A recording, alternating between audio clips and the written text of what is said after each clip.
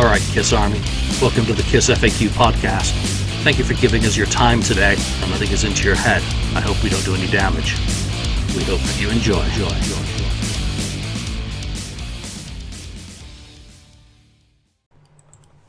Welcome to episode 326 of the KissFAQ Podcast. I'm your host, Julian Gill. Today I'm joined by John Lennon, formerly known as Paul McCartney.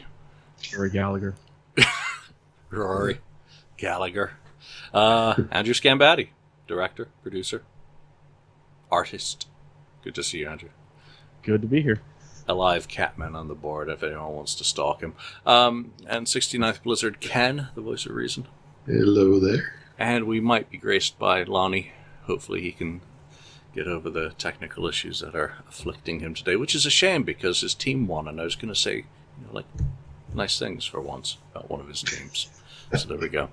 All right. So it's a little bit of a weird week this week. We do have a topic that we're going to discuss, but we can't not talk about Eddie Van Halen, who obviously is a big part of the soundtrack of our lives, very much connected to Kiss in that Gene Simmons essentially discovered him in 1976. Financed the band's first demos, I think sessions both in Los Angeles and New York City. And I do believe that the Van Halen demos of Kiss material from that eventually ended up on Love Gun, which were released on the Gene Simmons Vault, are the bookend to Eddie's, archival or recording history while he was alive, other than a few bootlegs that have come out since. So I think in terms of the Kiss story, that is bookending his musicianship. So just a quick talk and your thoughts on Eddie Van Halen, whether you went to a show, just your thoughts on him, favorite Van Halen album, or anything that you want to talk about. Just a quick, memorial for him, Andrew. A really big Van Halen fan. I was lucky enough to see them when they came back in 2012 for a different kind of Truth tour. Saw them in Pittsburgh, sat in the front row, and it was great. It was great to finally watch Eddie play, being that close and in person. And it was great. This one hurt. This one hurt because he always, no matter what he was going through, no matter how old he was, he was 65, but it didn't matter. He always had this youthful energy about him. And he's one of the greats. Not to insult music going on nowadays, but you can't name the guitar player in any bands out there now. MGK had the #1 album last week in Billboard. I have no idea who his guitar player is, but everyone knew who Eddie Van Halen was. So it's this one, like I said, this one hurt. Yeah, a guitar hero for me. I just remember Eddie through the Hit Parader magazine, Circus, and all that. The smile that was usually on his face, that mischievous grin that seemed to always be present. My first album was Diver Down, stolen out of someone's car console on cassette. But those Van Halen albums, and I stopped after Van Hagar because that just wasn't my thing, and I've been catching up on that, over the past day. Just so talented, cool song. so gifted, songs, man. Yeah, I liked Sammy before Van Halen, and then when he joined Van Halen, I went with David Lee Roth, and my first concert, of course, was David Lee Roth. So I never got to see Van Halen in concert because when they did come around and I was available, Michael Anthony wasn't there, and I boycotted it because it wasn't the original lineup. The dynamics of what had happened around that, I was like, it's not the same. It's just business, which is a shame because I cheated myself out of the opportunity to see the whole band, perform. And there we go. That's your choices in life. Ken. Yeah, I remember hearing them. Some guy drove me. He went to college, Southern California, and we went on a long drive. He goes, "Have you heard this yet?" And he had the tape deck, or I think it was a tape deck, at full blast, and ended up being Van Halen's first album. And I hadn't heard it until then, and then I heard the eruption and the whole bit, and it's like, wow, what is going on?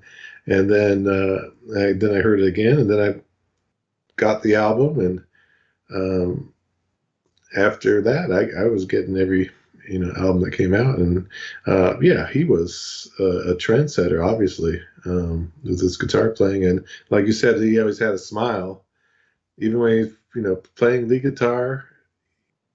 Even while he's playing lead guitar, he's smiling while he's doing it. He's enjoying because he's enjoying it so much, and I just it's just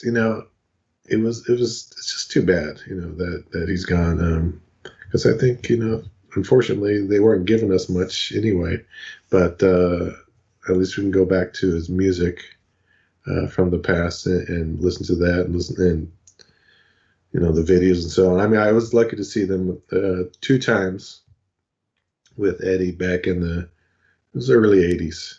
I saw them once it was at the Cow Palace, I believe, and the other time was I think it was Cow Palace, and the other one was Oakland.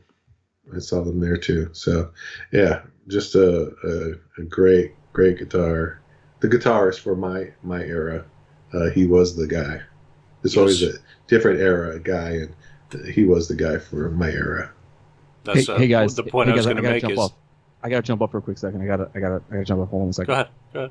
I was just going to say he's our generation's Jimi Hendrix in many ways. Even growing up, the great guitar players, the Joe Perrys, the Aces, the even Joe Satriani's and George Lynch's and all those guys, Warren DeMartini, who came later. There was still Eddie's up there. Oh yeah, and even the Steve Vais and the Joe Satriani's, who are great, and Eric Johnson and all those guys who are great technical players. There was still Eddie was the guy. Yeah, what he could do, and basically it's like a 3-piece band, right? And the sounds that he could fill in an arena or on an album is just amazing. Just not, you talk about his tapping and all that other stuff, but just the way he was able to do his riffing in a way that really embellished, the songs. My apologies. I'm sorry. That's perfectly fine. This is my boss. He's like, call me. And I was like, all right. You're fired. No. So, just before I wrap up on Eddie, when I heard of his passing, the first thing I did was reach for a Van Halen album. And my go-to Van Halen album always has been, always will be, Fair Warning. What's your go-to album, Andrew? I'm sorry, but it's 5150. That was the first one that I got, and it was like the summer record. And I love it. I love to crank Why Can't This Be Love? It's awesome. And I was glad to finally get it on CD because I had a cassette copy as a kid. And have those albums been remastered? Do you know off the top of your head? Yeah, I know that Dave ones 5150 has, yeah. So I definitely probably have to go and pick that up. Yeah, I don't know about after that. I'm not sure, but I'm sure 5150 is because I think I do have it. Yeah, that's an album of my youth. Yeah, great summer album as well. I will say that I hated it at the time. Took me many years, and I remember when they did the '86 Live Without a Net broadcast. I remember sitting there taping it and listening. I came back and listened to it. I was like, "Oh my God, what is this garbage with all the synths and all that?" And I actually taped over it. I hated it so much, and I traded my copy of 5150 with On Through the Night for the Elder. So I wasn't a fan of that. But the song you just mentioned is a really, really good song. Great song. Yeah. Great song. Yeah. Ken, what's your go-to? I'm going to have to say, I like, you said Fair Warning, and that's a great heavy record. But I have to go to the first record. It was really the start for me when I first heard them. And there's not one bad song on that album. And it just great rock and roll, fun rock and roll music through the whole thing. So, yeah, number one. Yeah, and don't you have the Looney Tunes? I do have the Looney Tunes. You do, yeah. Lucky the guy. Looney Tunes promo copy, color vinyl. Yeah. Yeah, and this year stinks. I think we've all had it. Neil Peart.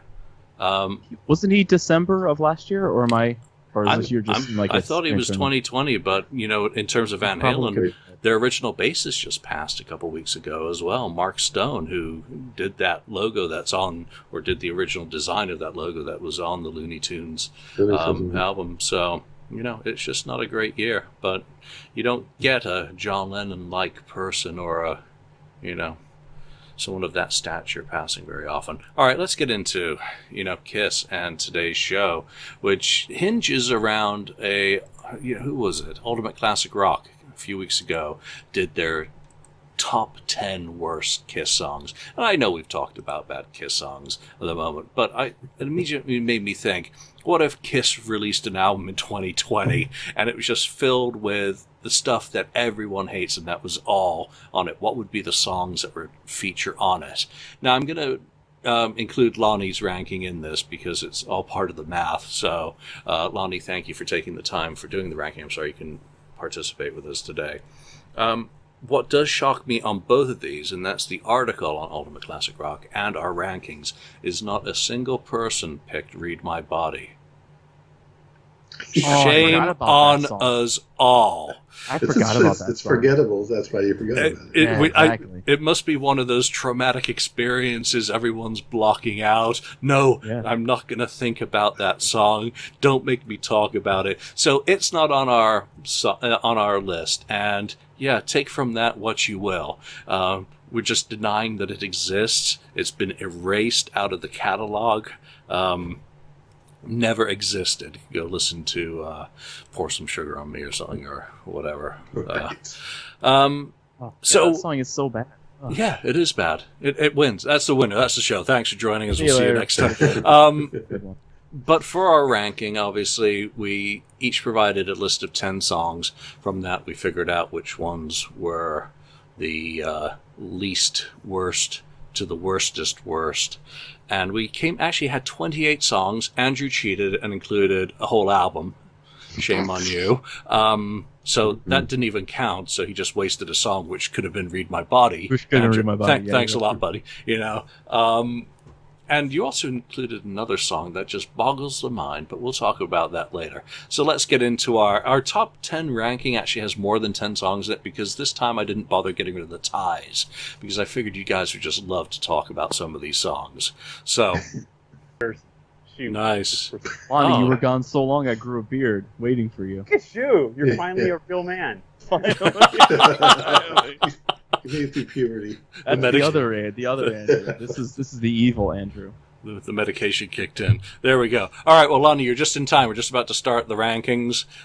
Before we do, obviously, do you have a go-to Eddie Van Halen or Van Halen album, obviously with him passing? It's Van Halen 1 for me, just because it's so iconic. And I know it's a cop-out answer, but it's so iconic, and it's one of those albums that there's no filler on the album, just start to finish. It's just same thing as it. It's just perfect. That being said, I do have an off the wall pick as well. The first time I saw Van Halen was in '95 on the Balance tour, which is not a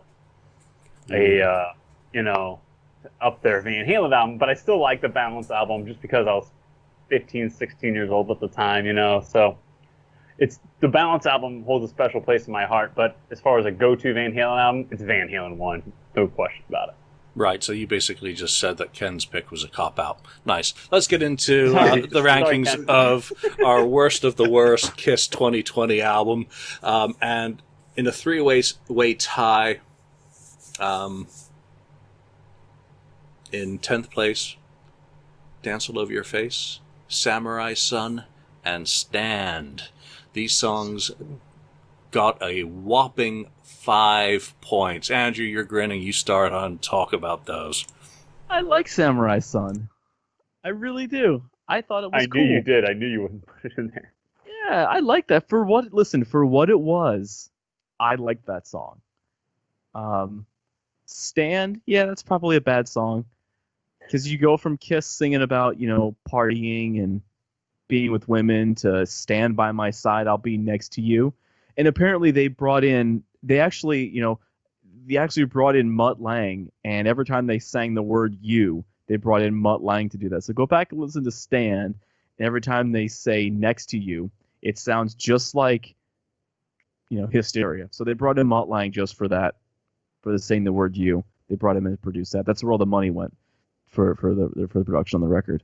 And yeah, "Dance All Over Your Face," not a strong song. Not a strong song. There you go. Yeah. Next to you. Go back and listen. You'll understand if you go back and listen. Lonnie, what are you drinking? That's not one of those Yingling Hershey's, is it? I am drinking a Elstein Great Pumpkin Imperial Ale. Oh, nice. Okay, so now that you've had a sip, tell us about those songs, what you think of them. Yeah, my internet's choppy. You guys are breaking up a little bit, but I'll do the best I can. Stand is awful, and it was on my list of worst Kiss songs of all time. It's cringeworthy. And it just doesn't work at all, and it's a skip every time for me. And there's not many Kiss songs like that, but that one is definitely one of them that I just cannot power through it at all. It's very cringeworthy. Really, really trying too hard to have the Gene and Paul vocals together, and it's just not good at all.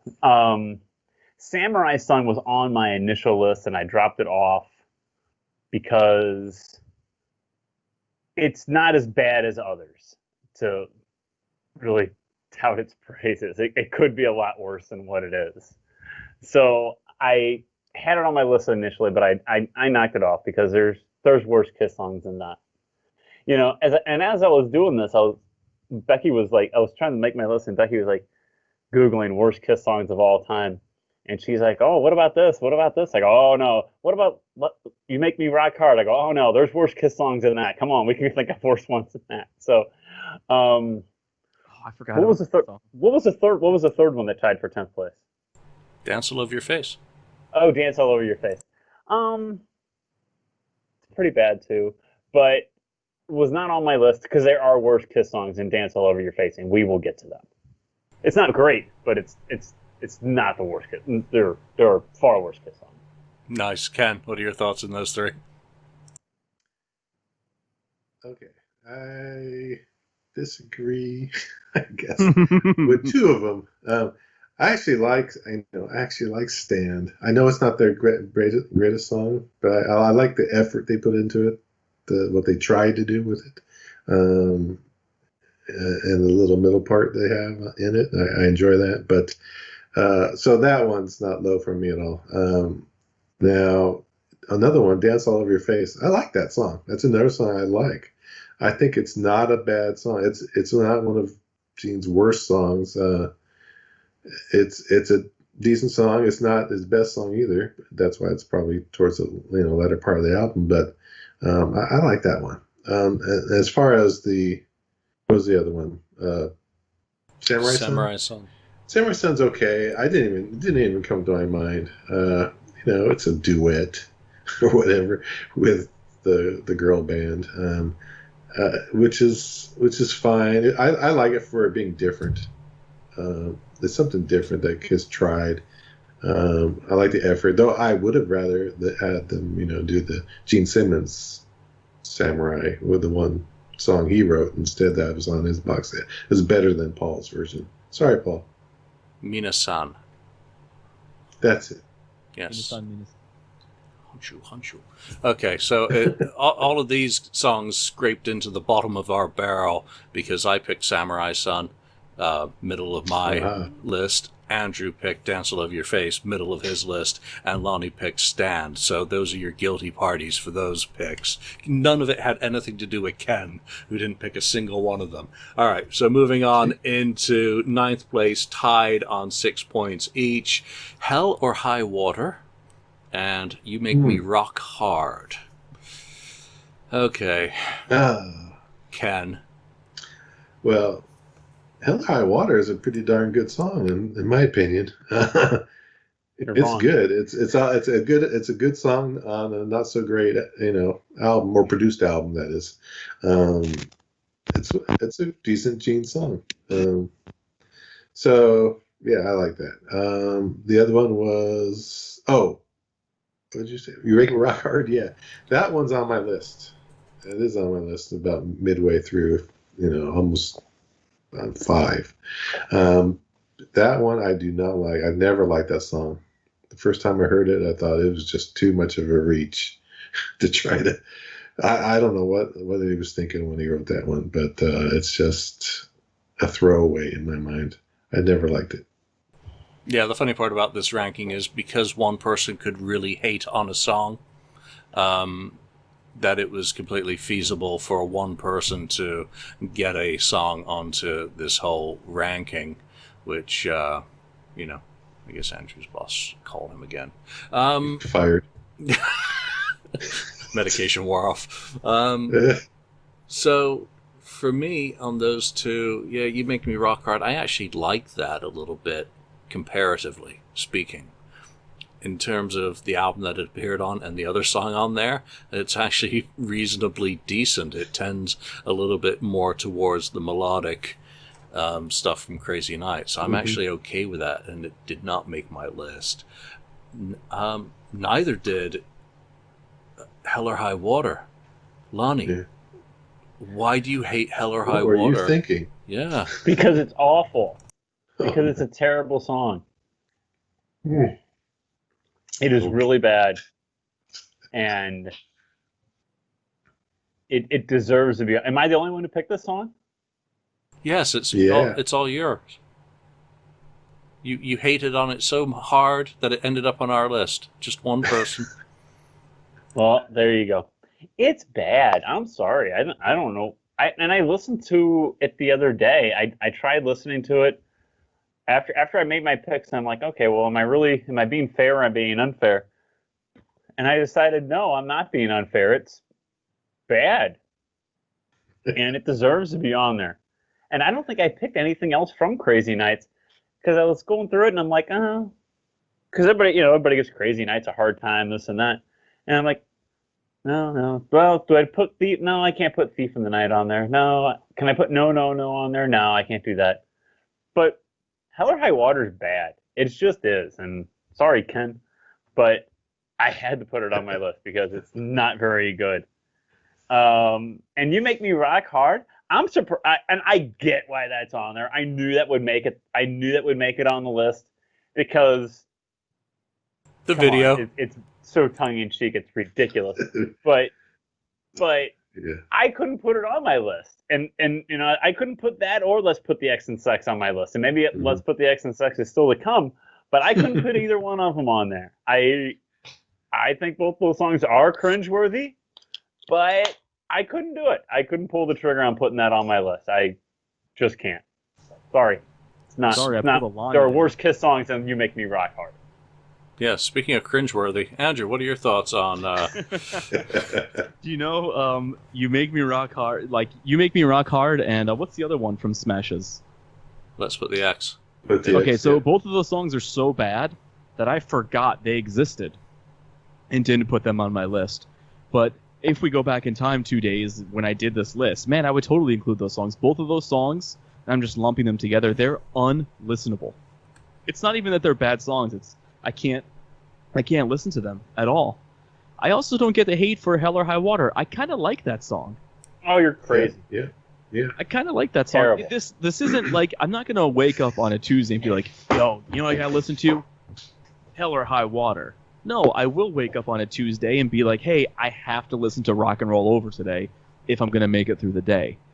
But if Hell or High Water is on, I'm like, okay, listen, this isn't bad. Remember, okay, I guess I'm the lone wolf in this statement here, because when my fanaticism for Kiss was shot into overdrive, Kiss really wasn't a recording entity.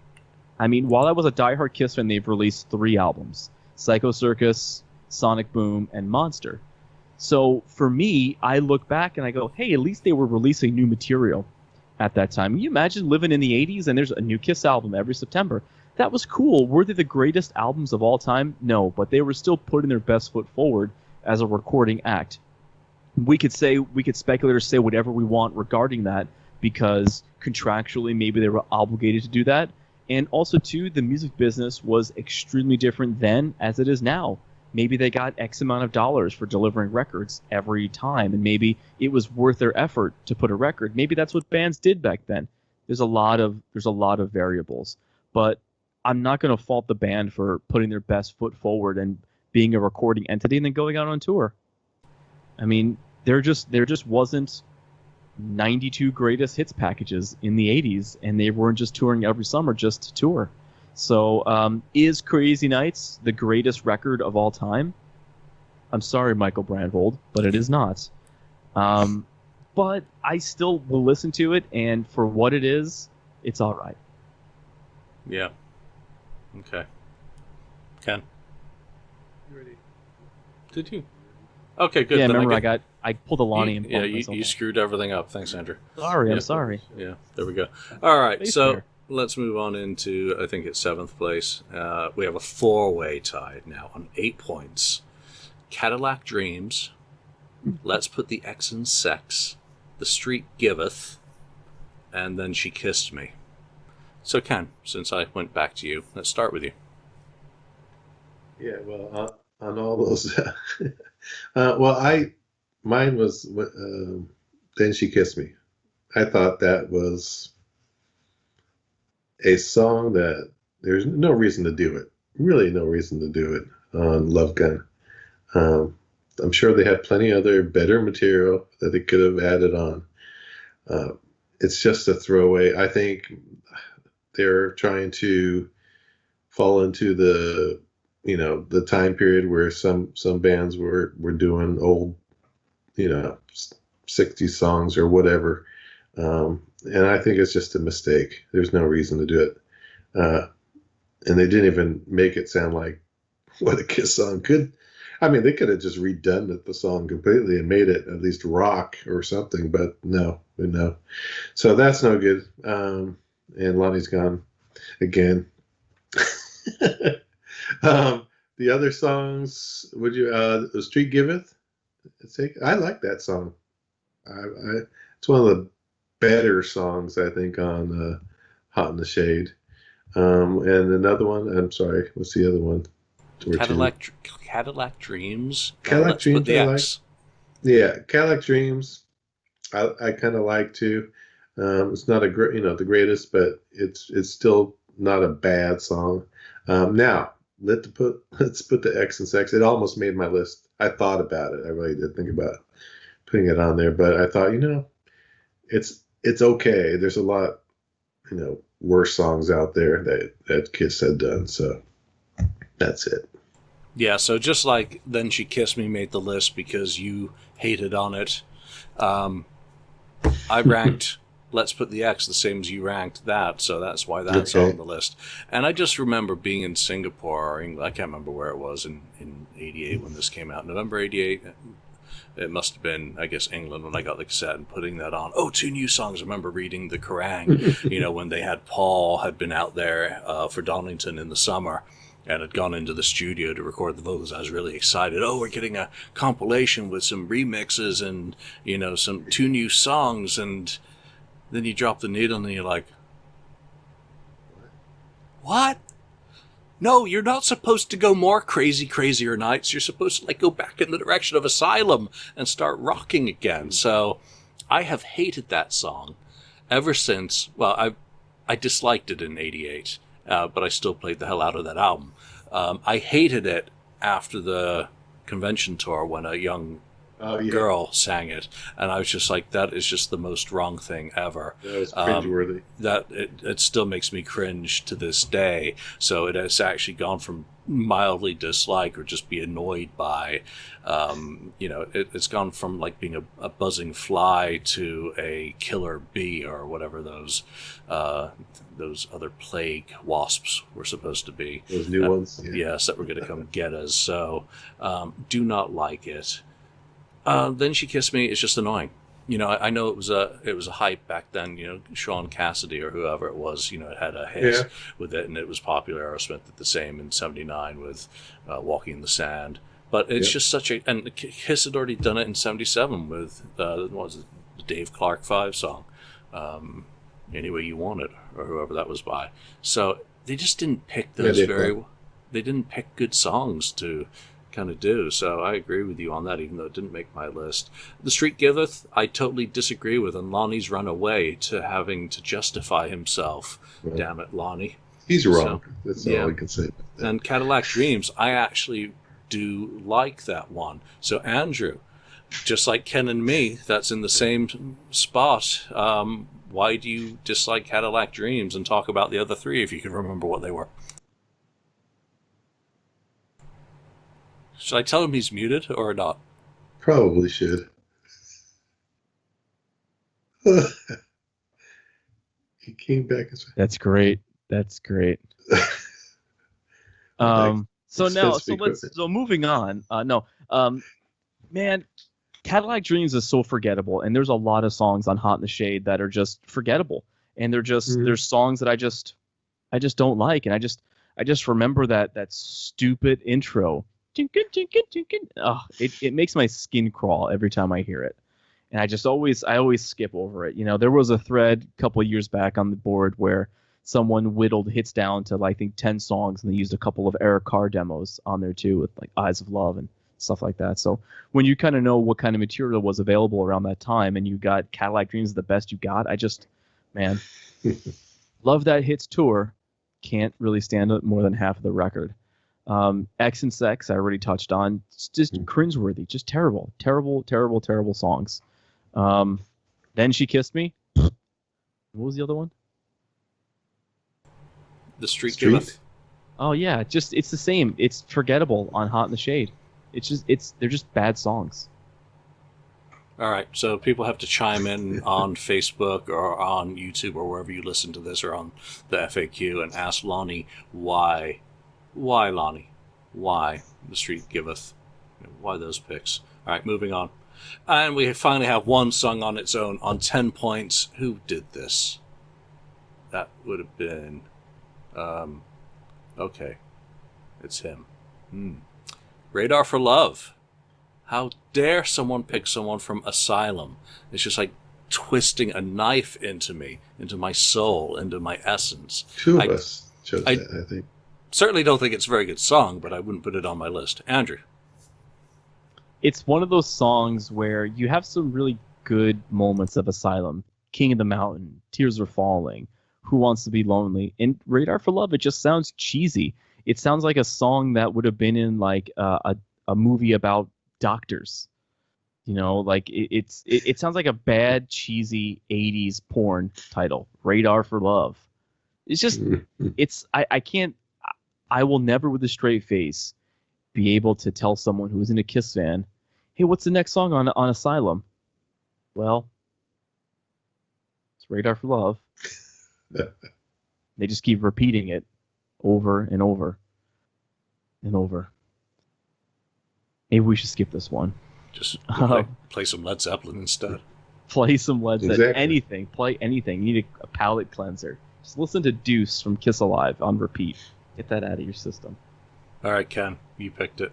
Tell us why. Yeah, I picked it also.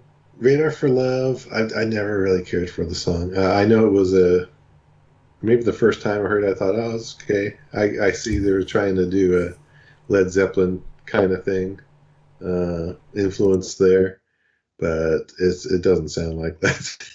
You don't think Making Love was their best Led Zeppelin tribute? I think Making Love sounds like Led Zeppelin. That or A Long Way Down. Yeah, Long Way Down for sure. Right? Yeah. But, this song is just, I just never cared for it. And I could only hear it, a few times. And then after that, I got, I just can't listen to it really. It's not, it's on my list, so I must not like it. So I just don't like the song. Fair enough. There we go. Yeah, and Andrew, you'd picked it too. I just noticed that now, looking back through the spreadsheet, and it's not a great song. All right, moving on into whatever place it is on 11 points. While the City Sleeps. So, ping pong, straight back to you, Ken. Yeah, While the City Sleeps. Even though I don't like to. I think I liked it when it first came out. But it's not one of his Gene's better songs. It's okay, but it gets to the chorus, and it kind of, to me, it falls apart at that point. And I like most Gene songs more than the rest of us guys usually.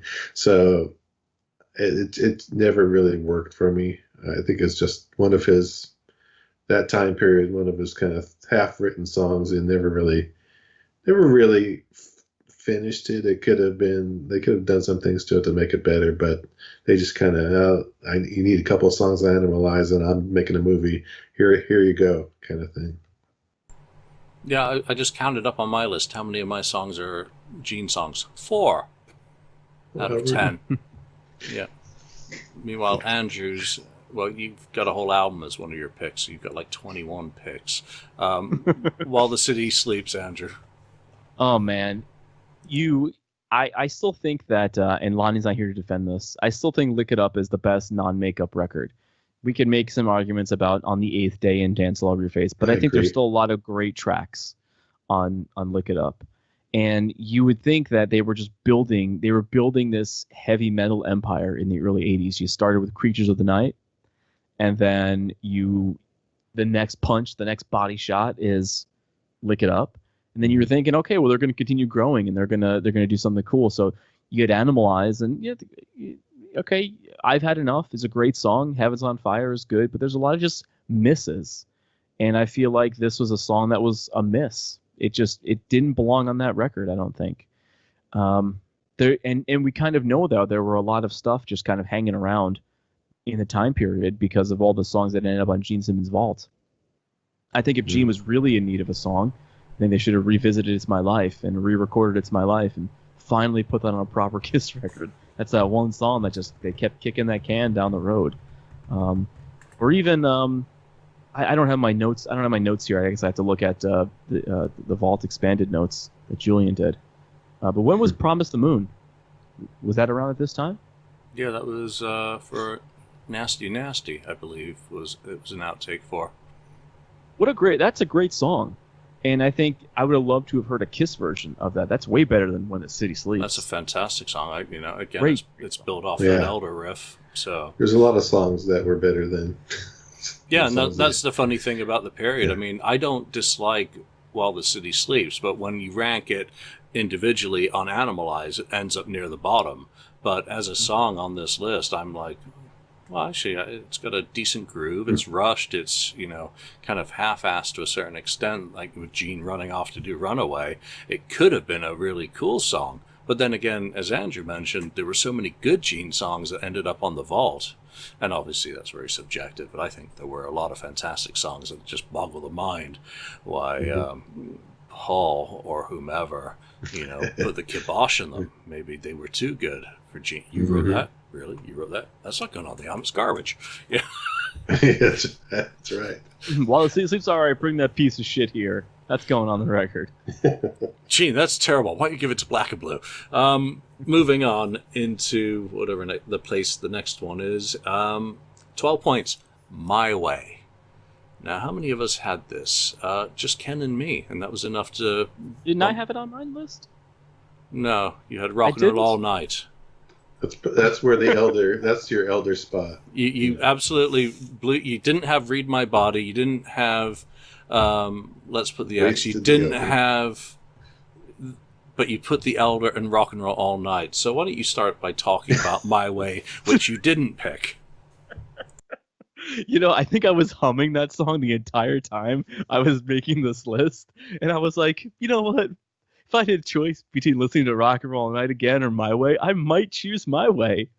And I don't know if it's I don't know if it's because I'm so sick of Rock and Roll All Night, because My Way is not a good song. And I remember listening to years and years ago, I don't even know if it's still around, there was just like a vocal outtake of My Way, just listening to Paul like just squeezing his little cone as he's going higher and higher and higher. That's why this guy can't sing now, is because he's doing this kind of stuff. But it's just, it's one of those songs, and just, it sounds like a Nelson outtake, and I don't really like Nelson. This could have been on like a Vixen record. This could have been, Menudo probably wanted to do this song. It's just a bad. They listen to the wrong people. But I didn't pick this. I really don't like the song, but I guess maybe it was the songs I didn't like at that moment. Because it changes. It always really does. It does. On any one of these, if we did it again tomorrow, everyone would submit a different list. We would still pick X and Sex and You Make Me Rock Hard. Well, we definitely remember to do that next time. So, there we go. I mean, it was always a song. I hated it from the moment I heard it. It was just too high. It was too stratospheric. It was too, all the dogs in the neighborhood started banging their heads against the fire hydrants. It's like, give it to Jim Gillette or whatever, Nitro, that god-awful band was, or Vinnie Vincent.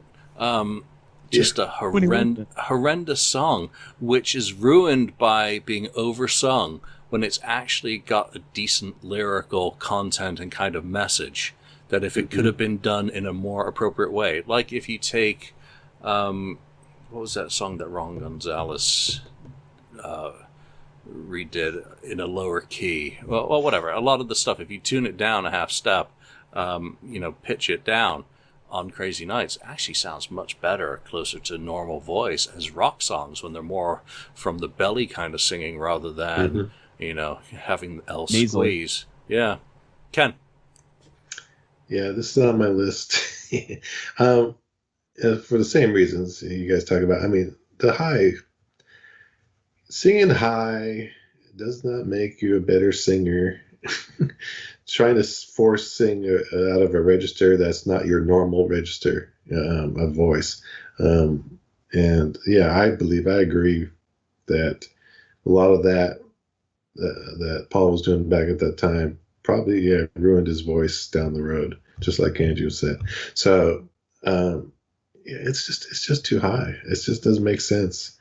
I guess that's the big problem with it.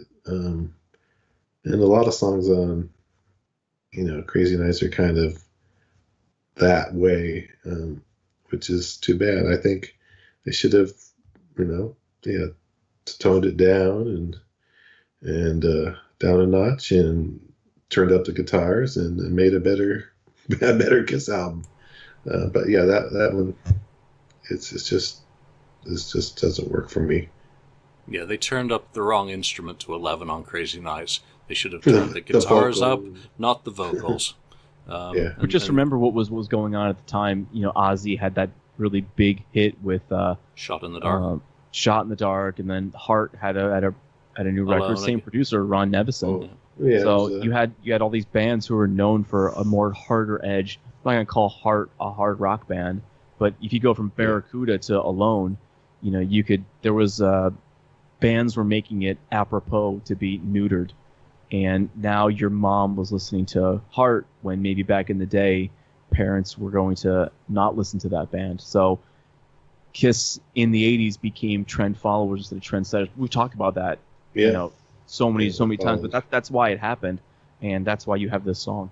That's actually an Ozzy album I look forward to doing a Look It's Rock and Roll podcast episode about. Yeah. I love The Ultimate Sin. Why? Good tour. I actually just love it. And the live, The Ultimate Ozzy. Oh, just love it. All right, let's move on our list. And I don't know what place it is, so I just don't care today. On 14 points, Lonely is the Hunter. Now, for me, this really does represent everything that's garbage about Gene's contributions on Animalize. It is just a piece of garbage. I find it very hard to say too much redeeming about it. Andrew, you also ranked it poorly on your list. Yeah, I mean, this is another one of those songs that I never thought it was finished. And it sounded like, well, we're going to let Gene do one. He's contractually obligated to do one or two. Or just one of those things that it sounded like it was just a not fleshed out idea. You're never going to put Lonely as the Hunter next to Ladies' Room. Furthermore, you're never going to put Lonely in the Hunter next to War Machine or Unholy. It's a forgettable song. And I think these albums, such as Asylum, Animalize, Crazy Nights, they have these fillers on them because bands really weren't doing records with 7-8 songs, especially 3-minute songs. So you had, we got to hit 10 songs. That's what everybody's doing. And then you had that one album with 9 songs on. You're like, I'm paying, $7.99 for 9 songs. Get out of here. So it was one of those things where they were just clearly on autopilot, just filling those grooves with just not good stuff. Read the contract. I get 4 songs on the album, Paul. I'm going to do this movie. Those are my 4 songs. Mark, record them. Ken. Yeah, I kind of always like the song in a way, just because it's different in the groove it has, the riff. The chorus could have been done a little bit better, obviously.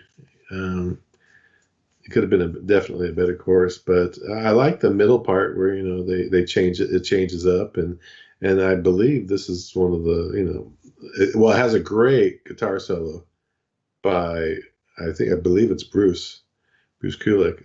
I think it's the first time he played a Kiss song, and that's really good. I mean, I don't know. I mean, there's some parts of the song are really, really good, and then the chorus is kind of it's okay chorus, but I don't hate this song.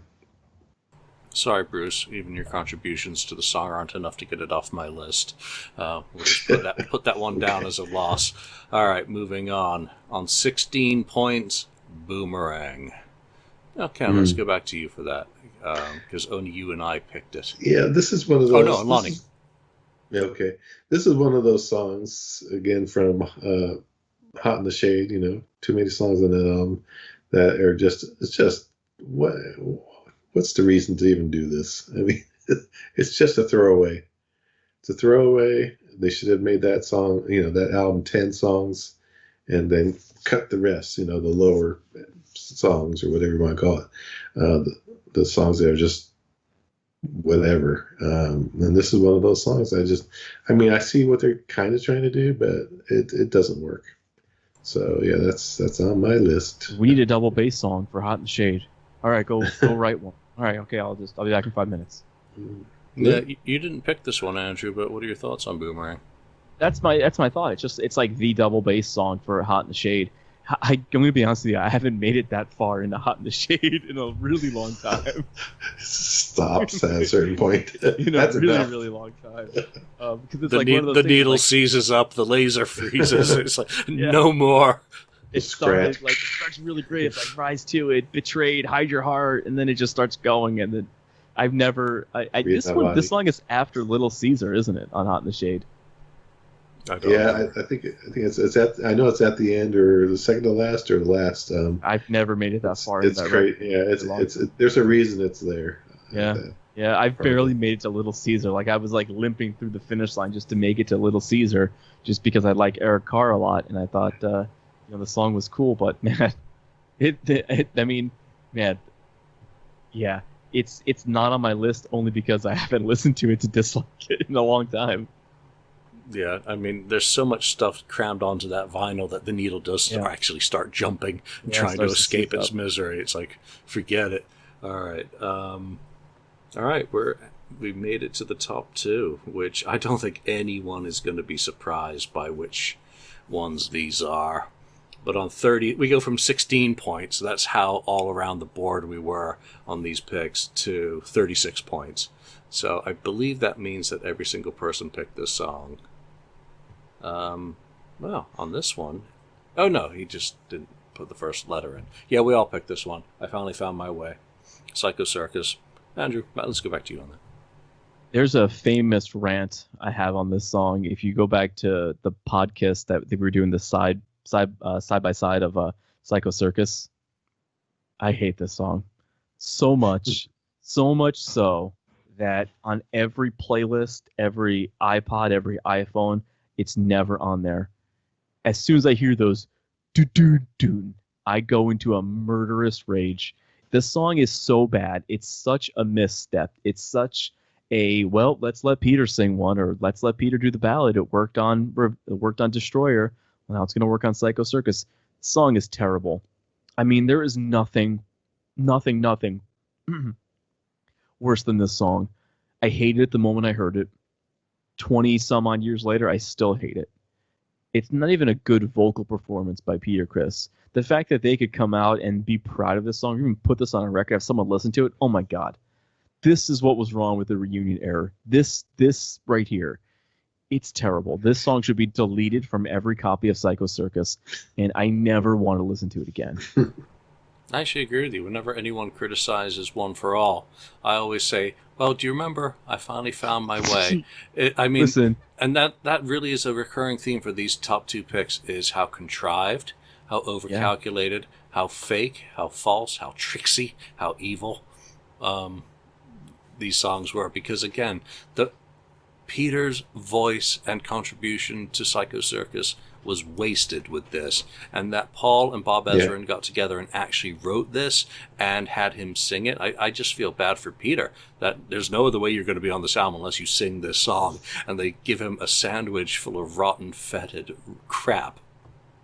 Here's my thing. I think Gene and Paul have forgotten what has made Kiss popular, especially in the 70s. I think, Beth was a huge hit for Kiss, obviously. But you forget that Peter was the raspy, screaming vocal guy. I think among Kiss fans, he's more known for his contributions of Black Diamond, Nothing to Lose, and Strange Ways. That's what people want to hear. I mean, Julian, you were there Halloween night. Peter sounded awesome on Nothing to Lose that night. He sounded like he never missed a beat. So when we see stuff like this coming out, where it's just them trying to capitalize on, here, let's have Peter do the ballad. It's just, ugh. Yeah, I think ultimately it was Paul's revenge for Beth. Yes. Finally, you've got our biggest hit. You saved the band. I'm having my vengeance on you now with this. So circumstances are, and everyone knows I love Peter.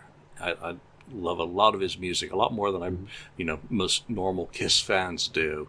And I don't apologize for it, but I would certainly apologize for writing this song, and certainly for making the Catman sing it. All right, Ken, give us some reason on this.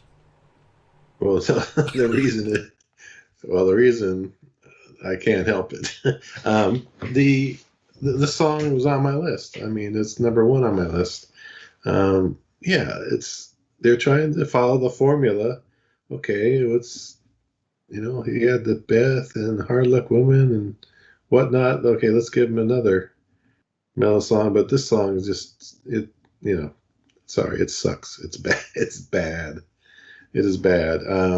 They should have really, again, like you guys said, used his, raspy and do a rock and roll song. Or if they're going to do a slow song or do another song, do one of Peter's songs that he, submitted back in the 70s that they didn't take. They sent him with that, him and Pendridge wrote or whatever. I'm sure it's easily better than this song. No problem. And it's, maybe he'll have put more heart into it too, because it's something that came from him, not from Paul and Bob Ezrin. He's singing someone else's words and someone else's feelings. It's just not always the same. You can't always do it. Not everyone can really pull that off. So it's a horrible song. They shouldn't have put it on the record. They should have replaced it with something else. Yeah, they should have ultimately done what was done in 1976 with Beck, which was, of course, tweaked by Bob Ezrin, had Stan Penridge, primarily Stan Penridge, with ideas from Peter Criss and contributions from Peter, because he was actively involved in the writing of that song originally. But they should have taken Together, or whatever that song was that Peter brought to the sessions, and had Paul and Bob tweak it, and then it could have been Peter, Paul, and Bob, on the credit for it. But it could have taken Peter's idea and, made right with the arrangement and maybe some of the lyrics. Sure. That would have been a much more palatable arrangement, but everything's so easy to make up in hindsight. It's just not reality. It's not realistic. Yeah. And that's the whole thing about this wacky band that we love. So therefore, it's no surprise whatsoever that on 38 points, our worst of the worst is Nothing Can Keep Me From You. Really should have been Read My Body, but everyone screwed up. But Well, Andrew. the actual title of the song was "Nothing Can Keep Me from Vomiting on Yes. You." That was actually the full title. Nothing can keep me of the from song. puking on you, as I used to always call it. Yeah, Andrew, start us out on that. There's not even any Kiss members on this except for Paul Stanley. So for them to even call it a Kiss song is laughable. And, it was another one of these reunion era missteps. You have this awesome Kiss movie that I really enjoyed. I thought it was marketed poorly as far as getting non-Kiss fans to want to see it. Obviously, Kiss fans are going to see it no matter what. But you had this great song that you had this great idea for a song for this movie, and it has nothing to do with the movie.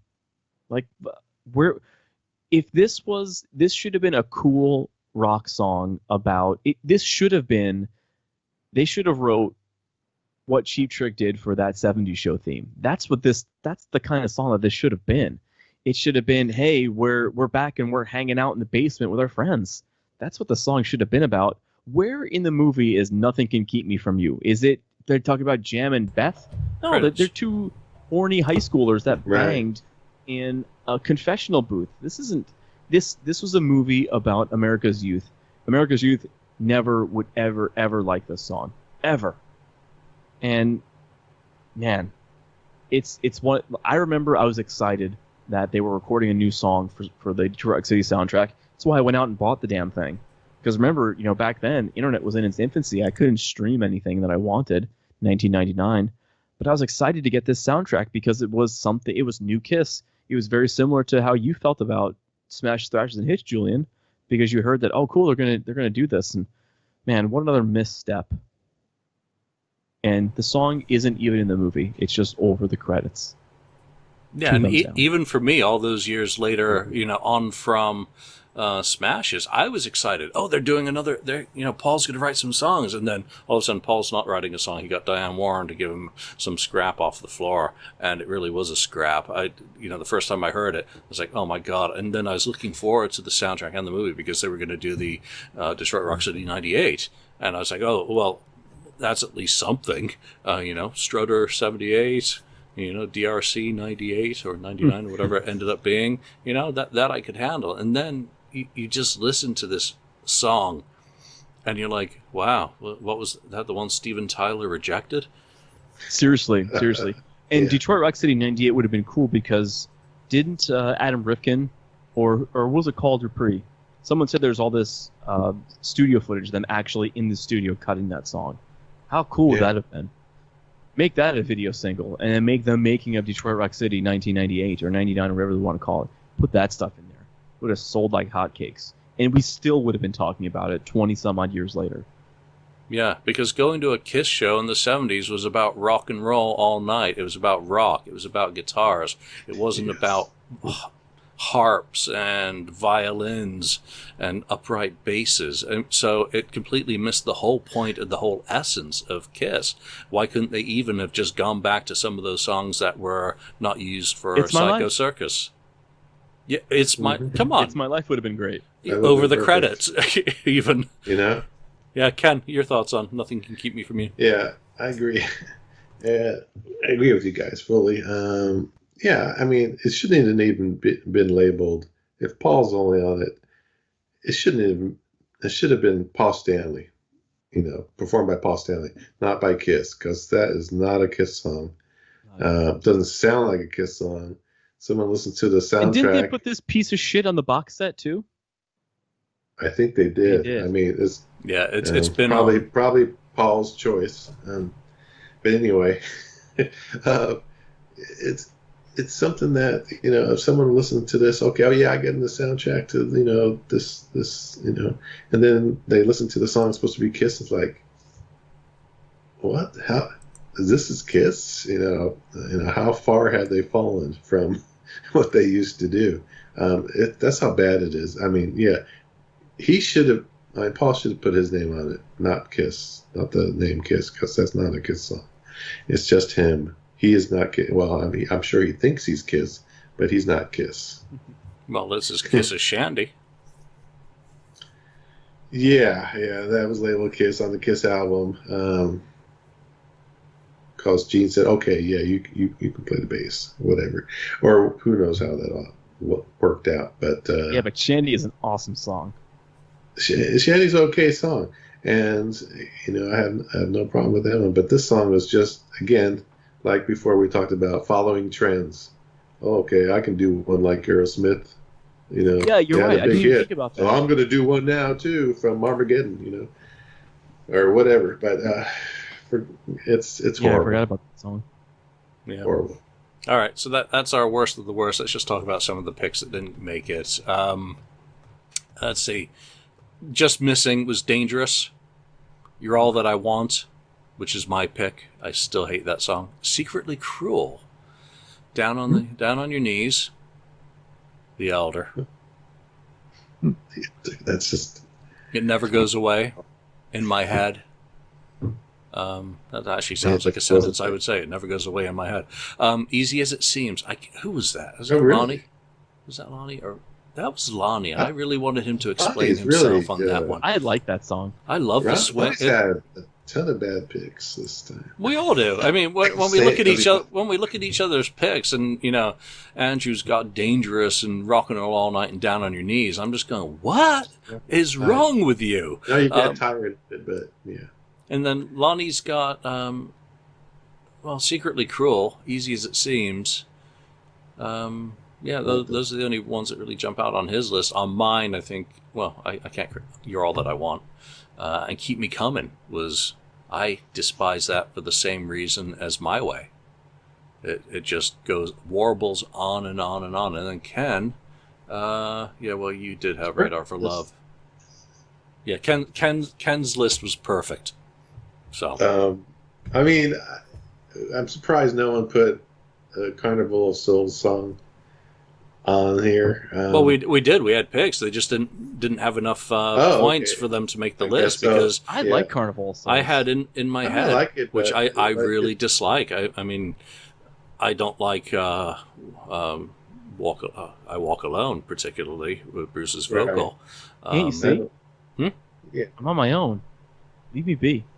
I thought It Never Goes Away. I wish it would go away. So anyway. Yep.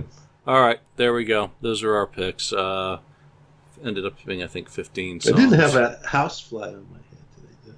Okay, anyway. Oh man. Hey, I just got this. I can't wait to read it this weekend. Conversations with Phantoms by Ron Albanese. Hopefully I get check it out. Yeah, I got mine today. There's a package. I got mine, and I still haven't had a chance to open it. I've been just so busy with everything. Ron, I promise you, I'm going to read it. And congratulations to, was it Mike who won the CD in the giveaway last episode? We'll do another one of those soon. All right, that's it for this week. So for now, from Lonnie, from Ken, Andrew, myself, thanks for joining us, and we'll see you next time. Take care. Woo. Thank you for spending time listening to the KissFAQ podcast today. All sales are final. There are no refunds. If you'd like, look us up on Facebook or come over to the KissFAQ message board and discuss the topic we've broadcast today. Don't forget to rate us on iTunes, Spreaker, or wherever you've listened to the show. We hope you'll join us again.